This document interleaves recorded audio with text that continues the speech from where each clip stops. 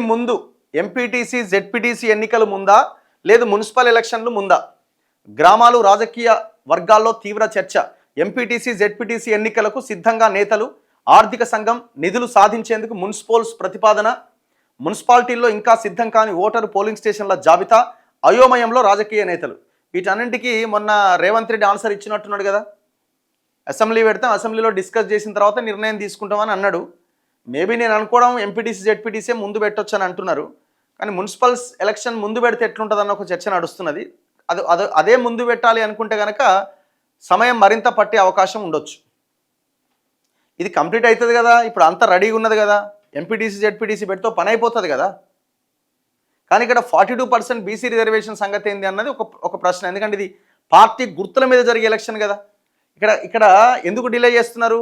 సర్పంచ్ ఎలక్షన్స్లోనేమో మోసం చేసిరు. మేము 42% ఇచ్చినాం, నేను లెక్క బయట పెట్టి 42% ఎవరెవరికి ఇచ్చినాం అంటే ఏముంటుంది? ఈ క్యాండిడేట్ నావాడు, ఈ క్యాండిడేట్ నావాడు అని చెప్తారు. పార్టీ గుర్తుల మీద కాదు కదా. కానీ ఎంపీటీసీ జెడ్పీటీసీ వచ్చేసరికి 42% ఎవరెవరికి ఇచ్చినాం అనేది లెక్క ఉంటుంది. ఎందుకంటే పార్టీ సింబల్ మీద ఎవరు పోటీ చేస్తున్నారు. సో ఆ పార్టీ సింబల్ మీద పోటీ చేసే వ్యక్తి ఓసీయా బీసీయా ఎవరు అన్నది తెలుస్తుంది కదా. అఫీషియల్గా ఇప్పుడు రిజర్వేషన్స్ ఇవ్వడం సాధ్యం కాదు అని వీళ్ళు అనుకుంటున్న నేపథ్యంలో పార్టీ పరంగా ఇస్తామంటున్నారు కదా. పార్టీ పరంగా ఎవరికి ఎన్ని సీట్లు ఇస్తామన్నది ఈజీగా తెలిసిపోతుంది.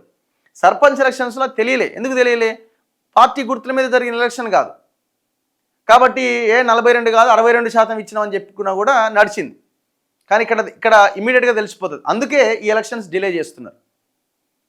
ఇప్పుడు జెడ్పీటీసీలు 42% కాంగ్రెస్ ఇవ్వాలా? మేము ఇచ్చినాము అని చెప్పుకోవడానికి ఎవిడెన్స్ అక్కడ కనబడుతుంది. కాంగ్రెస్ సింబల్ మీద ఎవరు పోటీ చేస్తున్నారు? రెబల్స్ ఎవరైనా పోటీ చేయండి, అది లెక్కలోకి రాదు కదా.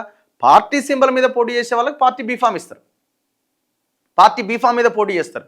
సో కాబట్టి ఈ లెక్క బయటకు వచ్చే అవకాశం. అందుకే తర్జన భర్జన పడుతున్నాడు రేవంత్ రెడ్డి. ఇప్పుడు ఆలోచించి ఏంటని ఆలోచించి అప్పుడు నిర్ణయాలు ఉంటాయి. ఇక్కడ బయటపడలేరు. సర్పంచ్ ఎలక్షన్స్లో బయటపడరు, కానీ ఇక్కడ బయటపడే అవకాశం లేదు.